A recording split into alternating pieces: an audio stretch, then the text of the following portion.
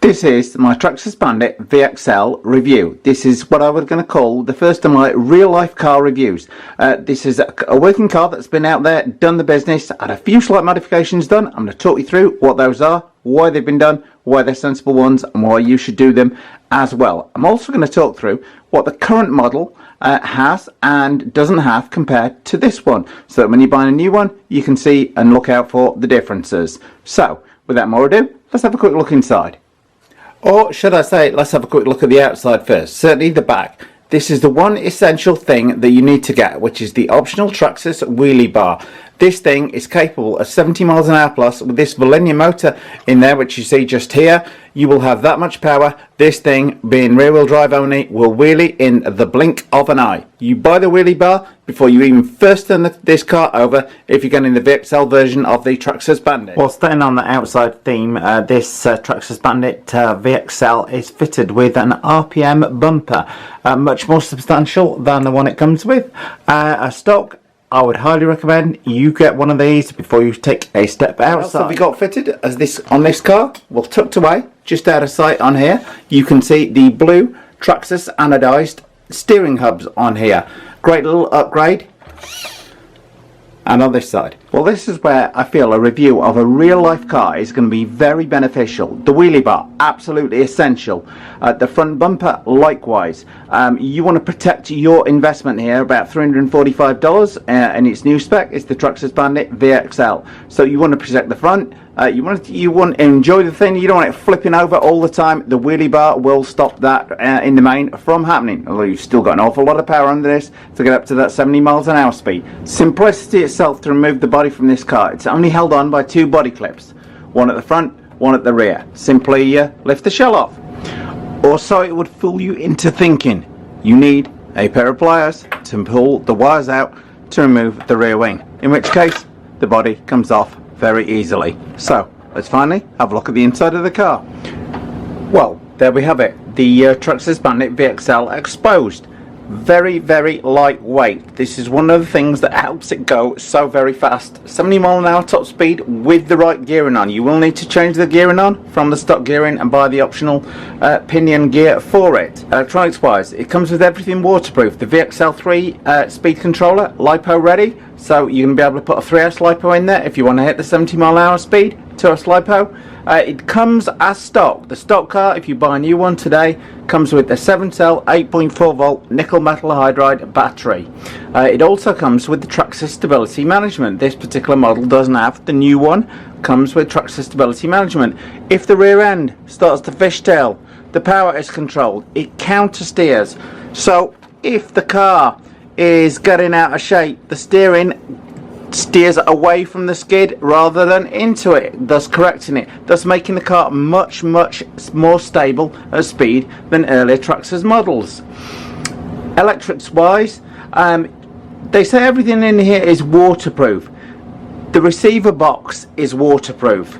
The receiver itself isn't waterproof. The Traxxas are not alone in making this sort of assumption on there. If you dunk this thing in a bucket of water, leave it for a few minutes, the water may well ingress into that. So, but likewise that applies to other manufacturers as well, not just Traxxas. So just be aware, waterproof receiver box, not a waterproof receiver. Big difference.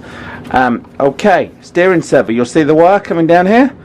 That wire that you saw leads to our steering servo, which is tucked away just down in here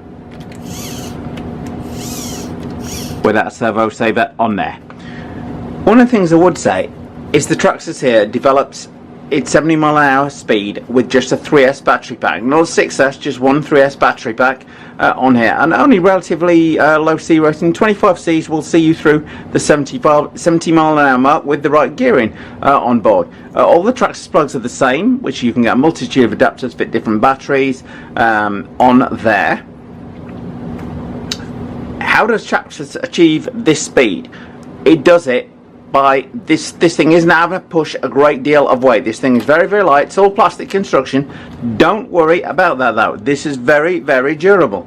And if you do hit something in a big time speed and the thing smashes into pieces, the whole car, everything, very, very easy to work on. Spares readily available, relatively cheap compared to other makes. So there is a lot going for it in terms of how it achieves that fast speed, etc. The plastic chassis itself, as I say, very durable.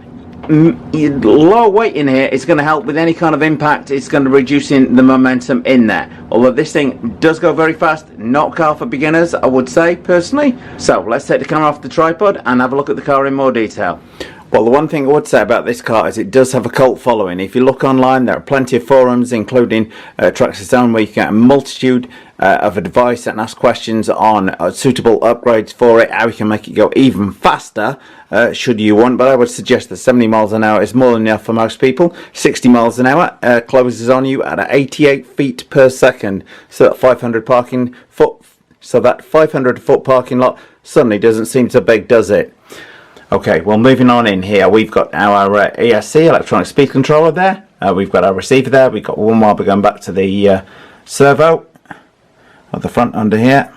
Okay, looking at our front suspension travel, you've got plenty in here. Very well damped. Plenty of travel in there for any kind of rough ground you may be going over. These nice 110 scale wheels will motor over pretty much anything. Servo is located just under the front here. Goes back to receiver there, electronic speed controller there. Battery sits in this tray here and is held down by these two clips and this bar across here. And the other end is tucked away under the ESC here, thus ensuring your battery, if you go upside down, the battery is not going to fall out on this thing. Okay, moving around to the rear end. By the way, I love these gorgeous black chrome wheels on here. Moving around to the business end of the Traxxas Bandit VXL, you will see the Velineon motor here, which is what gives it its real power on here. Brushless motor, suspension travel. Let's move down behind there. Got a moderate level of travel on here. I would say in the main this car is designed kind of for more hard surfaces than bigger looser stuff. Obviously we've got independent suspension all around on here. You've got your gearbox on here, which is very easy. The whole thing is very easy, like any Traxxas car to work on. We've got our wheelie bar tucked away on the back here, which has got, I think, 3 different adjustment positions on there. Tip of advice: if you're buying a wheelie bar, make sure you thread lock the retaining screws on here, as one of them wants to screw up all the time and the other one wants to unscrew, depending obviously when you're going forwards. One last walk down the chassis there so you can see precisely what you're getting for your money. As I say, the latest model of this comes with the Traxxas Stability Management TSM. You want to see a review of this, I've got a link to it just below this video. Well, all in all, what do I make of the Traxxas Bandit VXL? This is going to be a monstrously fast machine, I'm sure, when we test it outside. Going to put the GPS on this, try it on 2S, find out how fast it goes, and then put it on 3S, see if we can touch on that 70 miles an hour, or maybe a smidgen faster. Depends on how much it wants to lift up in the air or not. So I suspect we may need to add a bit of weight. I've seen people online adding quite a bit of weight on the front of these to keep the nose down when doing the high speed runs, but we shall see.